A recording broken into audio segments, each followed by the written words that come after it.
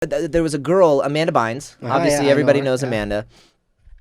And Amanda got spun off onto her own show called The Amanda Show. And it was very similar to all that. It was sketch comedy. And I got an audition for it. And But she was in this show. yeah, she's right. Is right there. Boom. Oh. Right in the middle. Look how young she is there. Yeah. And this She's is like, Cal from There's Keenan and Cal, yeah. yep. And there's Keenan. Oh, there's Keenan. Yep. I didn't know this show existed. Oh, man, it's Yeah. so good. And then they went off to do Keenan and Kel. So this is before the Keenan This and is Kel. before Keenan Yeah. and Kel. And so Amanda got her own show, and I got the audition for the Amanda Show, and I didn't know what the Amanda Show was. I just heard the Amanda Show. I'm like, okay, who's Amanda? Whatever.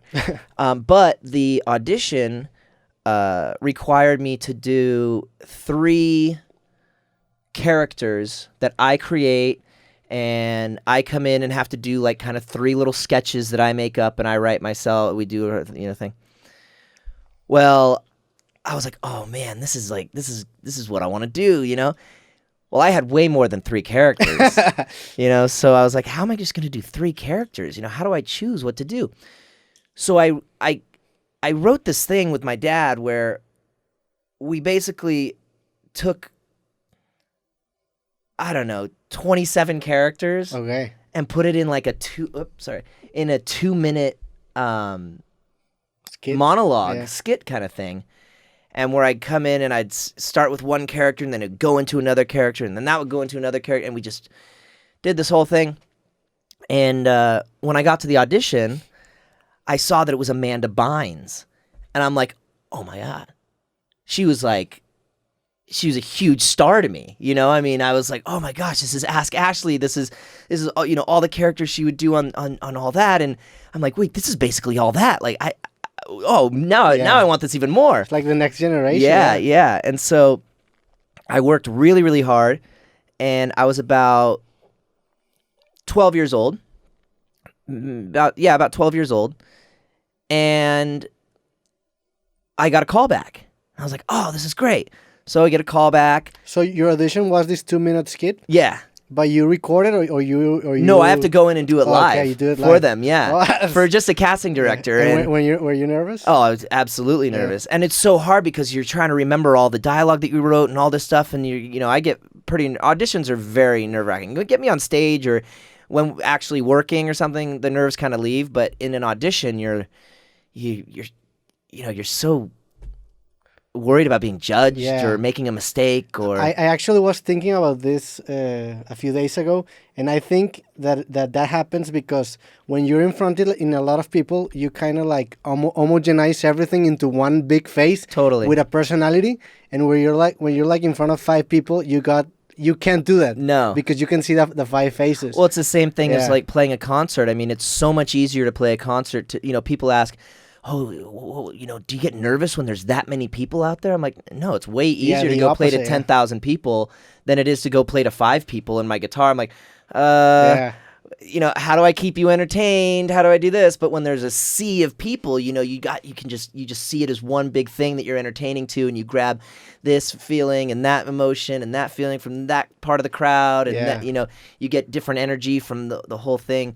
But yeah, so it was I was very nervous, and I got the call back and went and did the call back, and then finally I got like 3rd, 4th call, and when I started getting those, there were all the producers in the room and all this. So there's actually a video.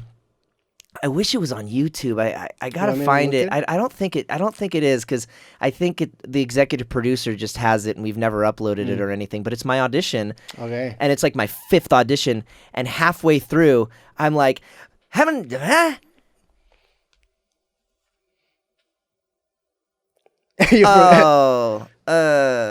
and they're like, it's okay. We've seen it. We know. We've We seen know. enough. Like, you did a great job. You did great. I'm like, and I just get so bummed, and I'm like, oh man. But you forgot your next line. But I totally forgot. I just froze. I Yeah. just completely froze, and we. But luckily, got the call, and I booked the show, and then I was able to go on to do the Amanda Show, and we did a season of the Amanda Show, and then Your character in the Amanda Show was...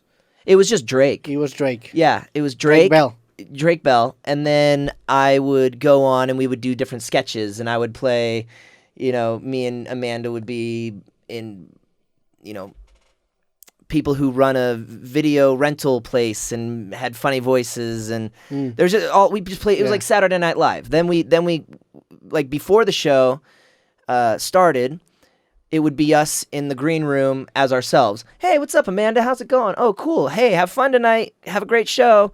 And then we would go into the show, and the show would be all different wacky characters and different sketches and all of that.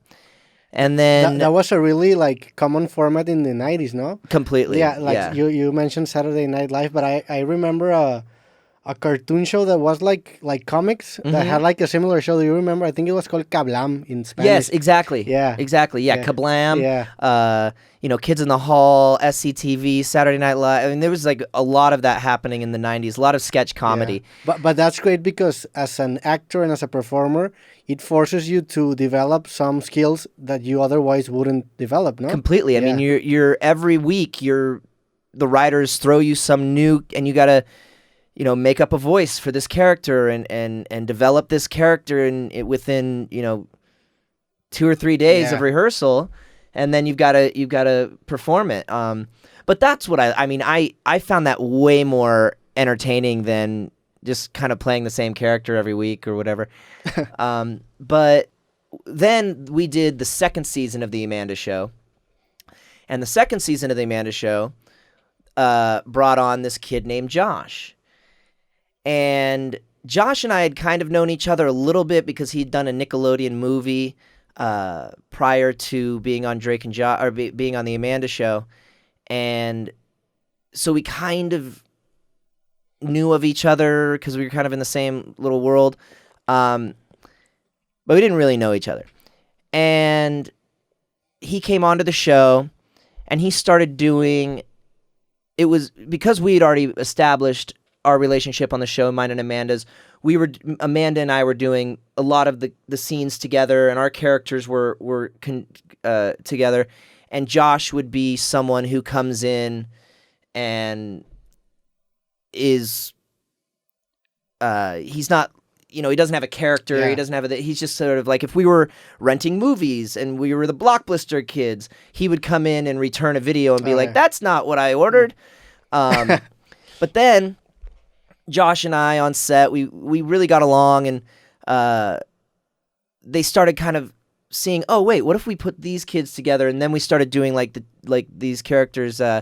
If you look up Tony Pajamas and Paulie, this is you. Yeah, so that's me. That's Josh, and we were these like 12-year-old mafia guys, and like these wise guys. And so we started doing things like that together.